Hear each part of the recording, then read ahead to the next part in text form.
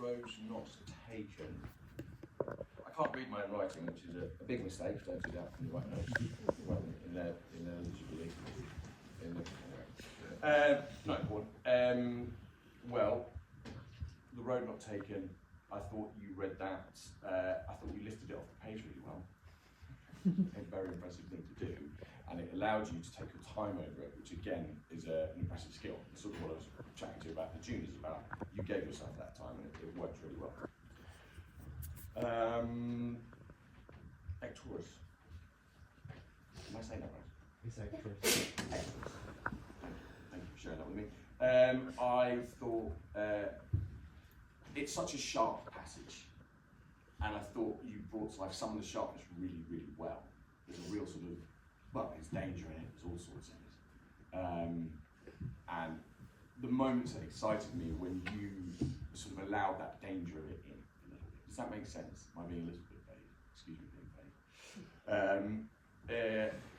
And I think that since the 9 o'clock poem, it's a beautiful poem that I felt that, given what it's about, I thought you could have indulged it a little bit more with time, to be honest. But beautifully, clearly read, both passage and poem. Beautiful clarity, so that's fantastic. Excuse me. Try not to rush, but not to drag. Eric. There you are. Beautifully read passage, beautifully clear, really and quite a difficult. It evokes quite. When I was reading it earlier today, I was like, oh, this is to bring these ideas up, these sort of images up. It's beautifully written, of course, but it's not an easy thing to do, and I thought you did a very, very good job at that. But I have to say, I was really taken with your choice of poem. It felt very personal, and the way you delivered it was beautifully personal. I was very impressed with that. Because one of the hardest things to do is to speak something that connects to yourself on a personal level. I've just tried it, probably fudged it a little bit, but that is quite challenging, and I thought you did that really well. I won't sort of try and overanalyze your choice of poem, but I thought it's a beautiful, and it seemed very personal to you, and I thought that was a wonderful thing to see and for us all to share. James.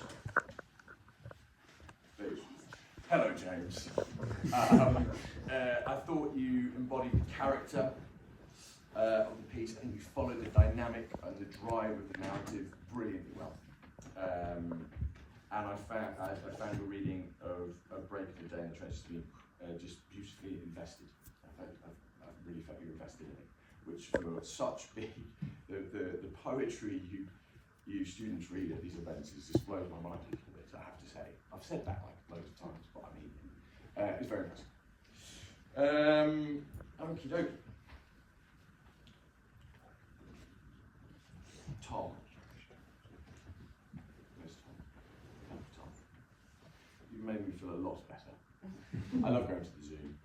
And I've taken my little boys to the zoo, and I think a lot about what you discussed in your piece. And I have fallen on the line of conservation, Zoological Society. Okay, but it makes me think, and I thought your analysis of should zoos be abolished, and the dynamic with which you started your speech was brilliant. You set it up in a way to raise an expectation, and then you instantly inverted it. Very impressive, incredibly dynamic way to start speech, and I enjoyed it thoroughly. And not just because I agree with the conclusion, I thought you delivered it really. Max. Speaking of public speaking, that was an extraordinary little speech about what we're doing. And it brought to mind so many things. And I was like, oh no, my middle. I don't have a middle. I get up here, I do the intro, like, hi, it's me. Always terrible at the middle. Thank you for helping me. I will take the lessons learned from your speech about speaking in public speaking speech. It was brilliantly delivered. I think both Tom, Maxwell, and Anna, I think there's not a lot to improve on, chaps. I really, really do. Anna? what an extraordinary subject to take on, and I found it remarkable how you walked us through a very, very sensitive, important subject for us all, in a way that was driven, connected, and entertaining. I thought it was really, really rather brilliant.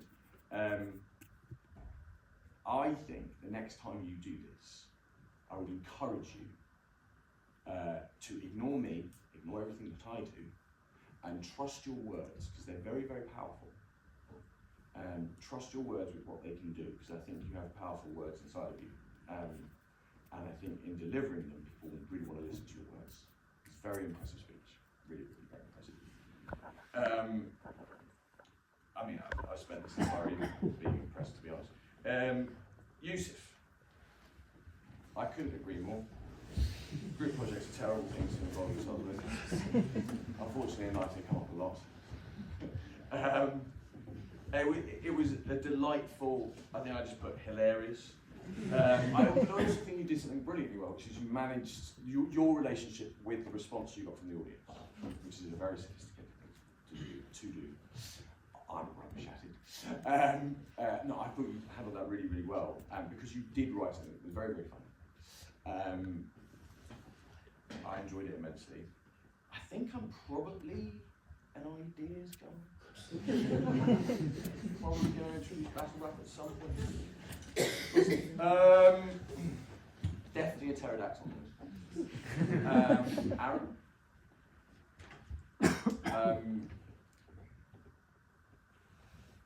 Your speech left me speechless. The words you wrote in the audio that you wrote them and spoke them has diminished my power to speak, because I'm so very impressed. I thought it was a brilliantly written piece about the power of voice, words, and how we use them. That is something I will remember for a very long time, so thank you. Diana.